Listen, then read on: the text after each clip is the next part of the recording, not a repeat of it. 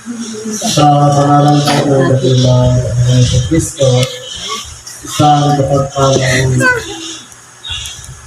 hapon sa bawat isa. Nandito po tayo sa pagpatuloy ng ating gawain na kung saan dito tayo sa Panginoon. Meron tayong sitas o aralin na pinagtanong sa araw na ito, pasahin at bigyan ng buhay. Ngayon po, dapat tayo dito sa isang sitas. Sabi po sa Ebanghelyo ni San Mateo, sa Kapitulo 25, versikulo 14 hanggang 30. Kung bibilangin po yung sitas, alas kanina 14, tapos ngayon 17, 31 ng versikulo. Sabi dito, sapagkat tulad sa isang tao na nagparoon sa ibang lupain ay tinawag ang kanyang sariling mga alipin at ipinamahalag sa kanila ang kanyang mga pag-aari. At ang isa ay binigyan niya ng 5 talento. Ang isa ay 2 at ang isa ay 1. Sa bawat isa ay ayon sa kanilang kaya at siya yumaong sa kaniyang paglalakbay. Ito po, kung pag-aralan natin, ito po ay talinhaga tungkol sa talento. Kung isang bagay na kung titignan po natin, yung isang mahalagang tao, meron siyang mga pag-aari at meron din siyang mga sariling alipin. Pumili siya ng 3 alipin. Ang isa ay binigyan ng 5 talento. Ang isa, 2. At doon sa isa lang ang binigay. Ngayon, tatanungin natin. Sa paano natin iahambing ang talento? Ito po ay isang bagay na minsan alam natin may kakayahan tayo para palaguin ang isang bagay. Halimbawa, ipalagay na lang natin sa anak. Isang pamilya, binigyan ng 5 anak. Isang pamilya, binigyan ng 2 anak. Sa isa lang. Yung 5, na binigyan ng 5 anak, naturuan niya ng kabutihang asal. Nagkapamilya, nagkapangasawa, nagpili-isa, nakabuo ng malaking pamilya. Ganon din yung ikalawa. Yung binigyan ng 2 anak, parehas nakapangasawa, naging maayos din ang buhay. Nagbungay yun ng 2. Kasi yung magiging asawa, 1:1, simple 2 rin ang magiging manugang. At doon sa isa, sabi ng magulang, huwag ka na lang mag-asawa. Ay ngayon, ang nangyari? Sabi nito, yung resulta na, ang tumanggap ng 5 talento, banda tayo yumaon, at ipinangalakal niya ang mga yaon at siya'y nakinabang ng 5 pang talento. Dahil naging maayos naman yung pagtuturo ng magulang sa kanyang 5 anak na lalaki, babae man, nagpag-asawa sila, nagkaroon ng bunga. Magandang resulta. Ganon din sa pangalawa. Sa ganyan din paraan ay tumanggap ng 2 ang nakinabang ng ibang 2 pa.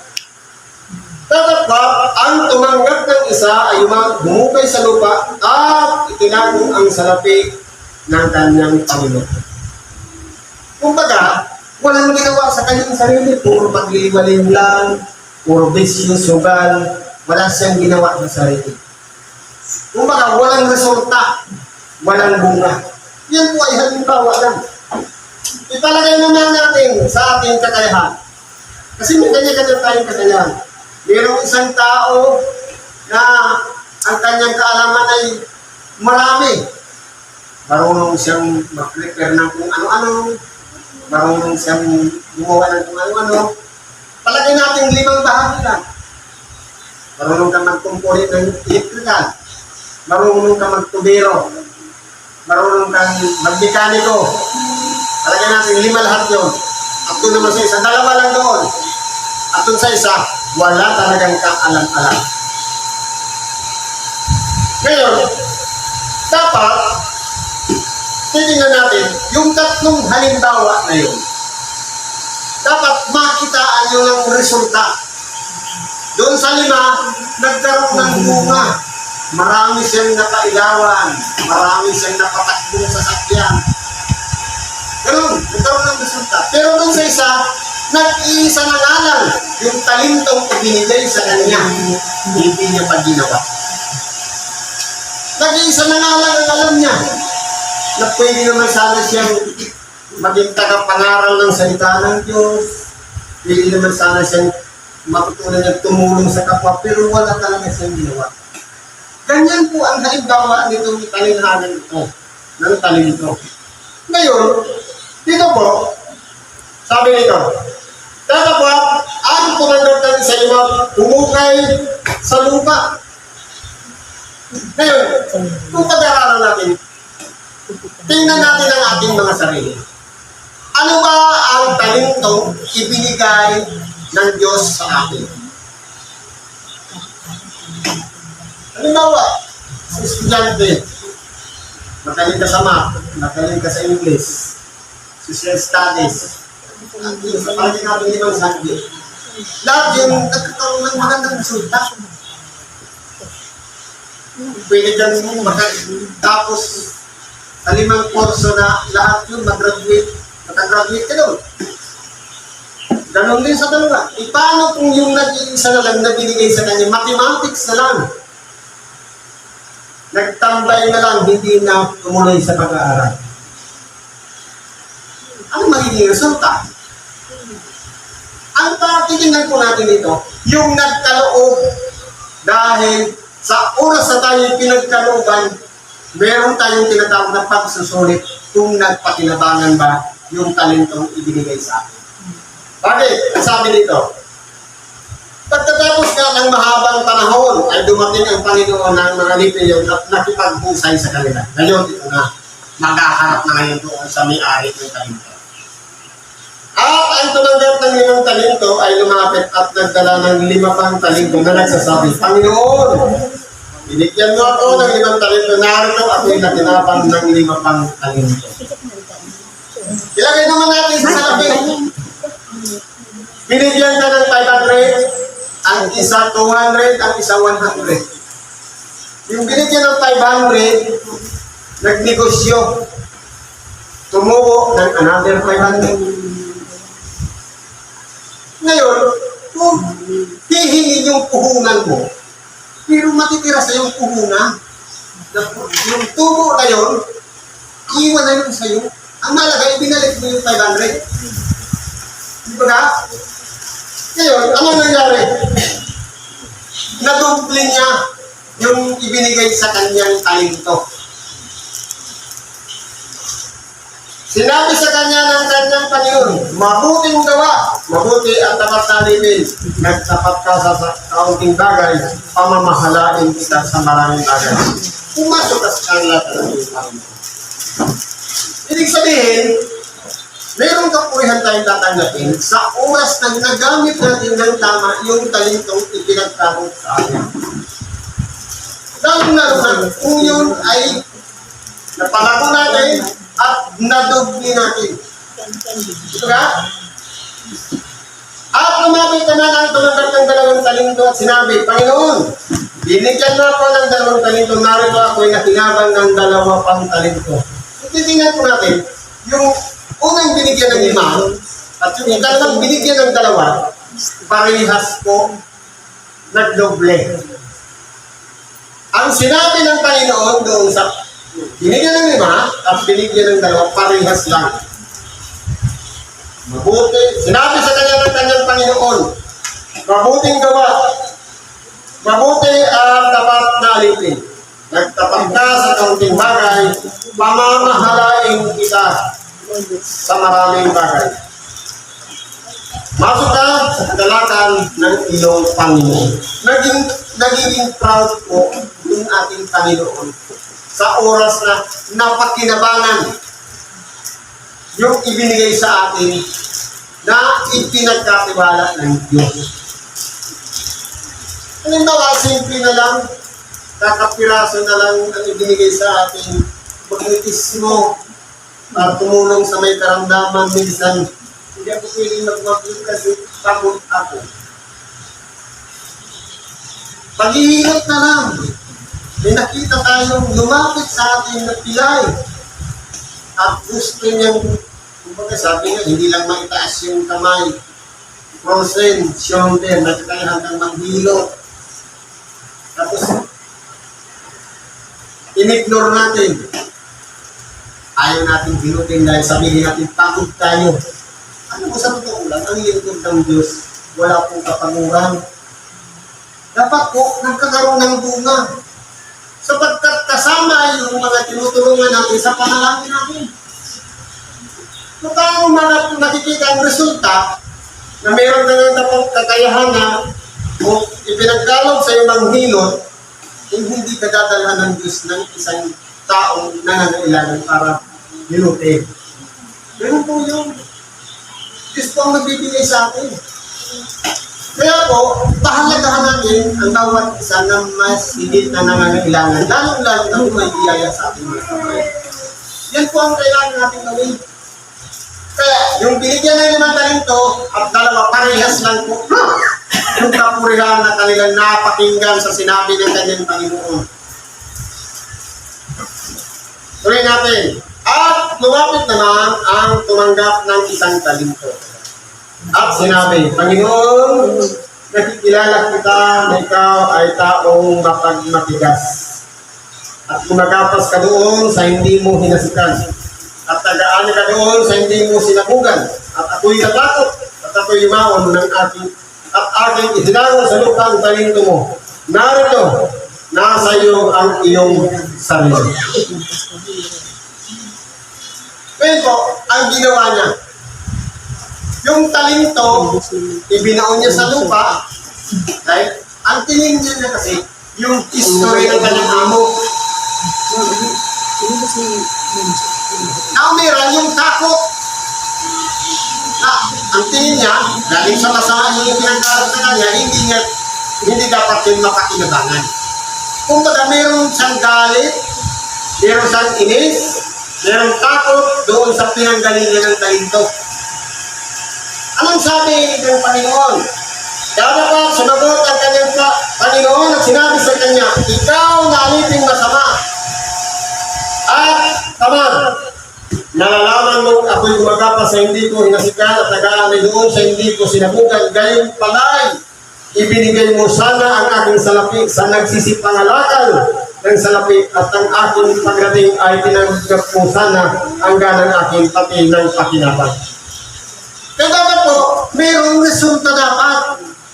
Kaya alamin natin sa ating sarili, ano ba ang talentong ipinagkalog sa atin?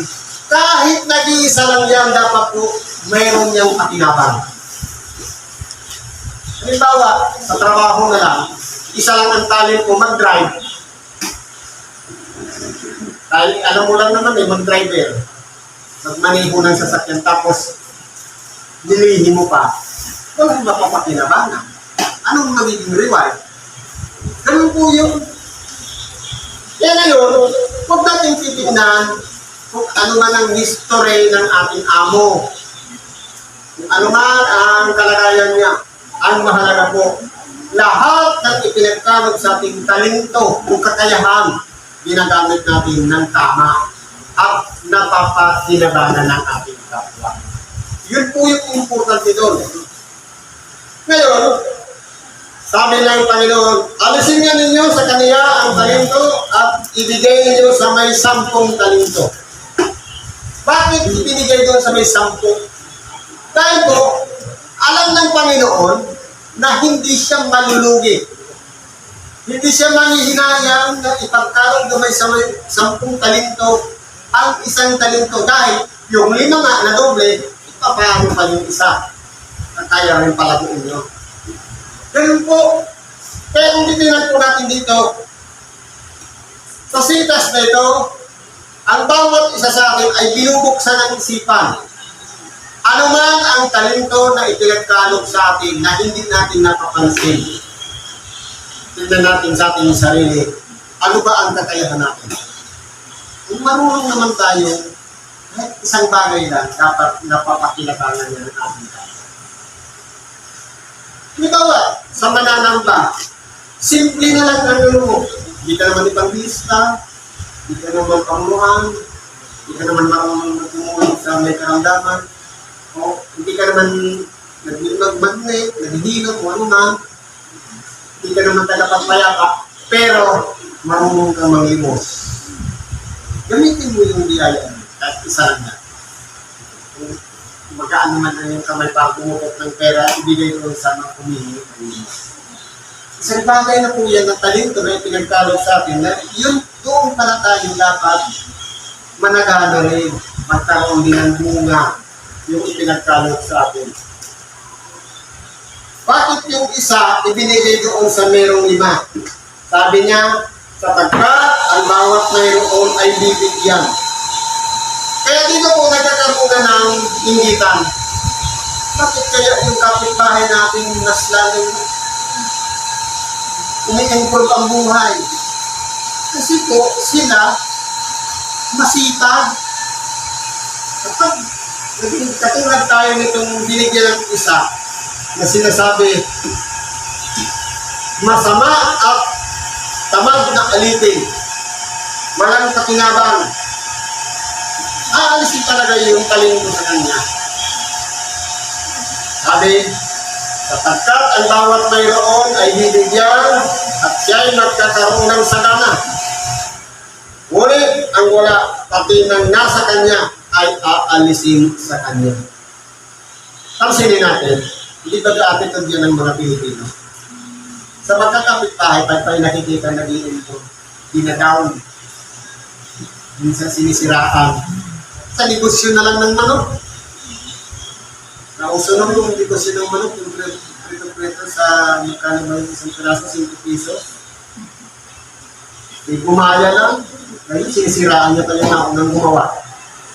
Nangupya na nga lang yan. Ganun talaga ang ugali ng mga Pilipino. Naninira, lalong-lalong na. Gusto nila kasi pantay lang lahat. Kapag nag-aasenso na, nandun naman yung mga maninirang puri. Ang gusto niya, pantay lang lahat. Walang nag-iimbulong, walang umaasenso. Yan yung ang nakikita ng mga Pilipino.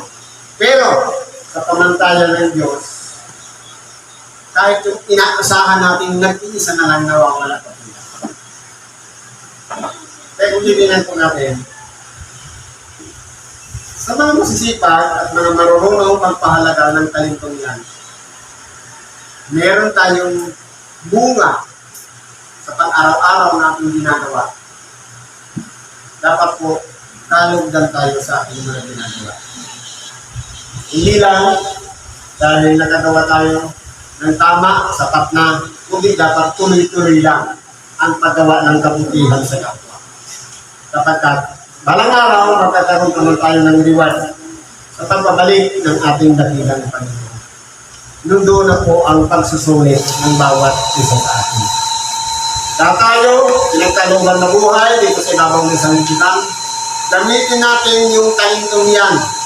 Kung ang talentong yan, mahabag sa kapwa, lalong-lalo na yung kapaspalan, tulungan natin sila.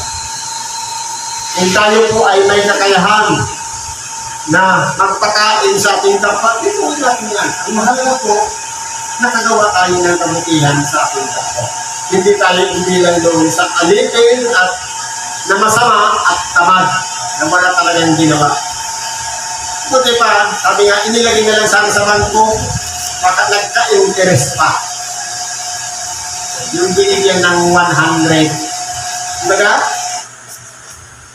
Sabi dito, ang aliping walang kaburuhan ay yung itapon sa kadiliman sa labas. Yan na nga ang pagtangis at ang pagnanalik ng itim. Kaya po, sa totoong buhay dito sa ibabaw ng sanlibutan, kung tayo man ay pinagkatiwalaan ng Diyos, pahalagahan natin yung pinagkatiwala sa atin. Dapat magkaroon yun ng resulta o bunga. Dahil lahat po na ipinagkalog sa atin ng Diyos, biyaya man yan, anak, kung tayo man ay pinagkaloban ng isang bahagi ng kayamanan, dapat po palaguin natin yan. I-multiply natin yan, wag lang addition, na magdudubli lang. I-multiply natin. Para lang sa ganun, pagpalit ng ating dakilang Panginoon, tayo ay maging karapat-dapat sa kanyang paningin at hindi tayo itapon doon sa labas. Na walang iba. Naging parang nangyari walang pakinabang tayo sa harapan ng ating dakilang Panginoon. Kaya po, pagsikapan natin tuklasin yung mga talintong yan ay pinagkalog sa atin at ito'y gamitin natin. Gumawa tayo ng kabutihan sa ating kapwa upang kalogdan tayo ng Diyos. Siguro po, dito na lang ang pakikibagi natin sa oras ito. Salamat po sa Diyos. At ano man ang ating kahilingan, karaingan, ilapit po natin yan sa Diyos. At hingin natin sa Kanya ay pagkalog ang kagalingan ng ating karamdaman, ang lunas sa ating mga problema, at yung din ang kadaanan ng mga kabigatan sa ating buhay. Sa ngalan ni Kristo Jesus, salamat at kapagpalang hapon sa bawat isa.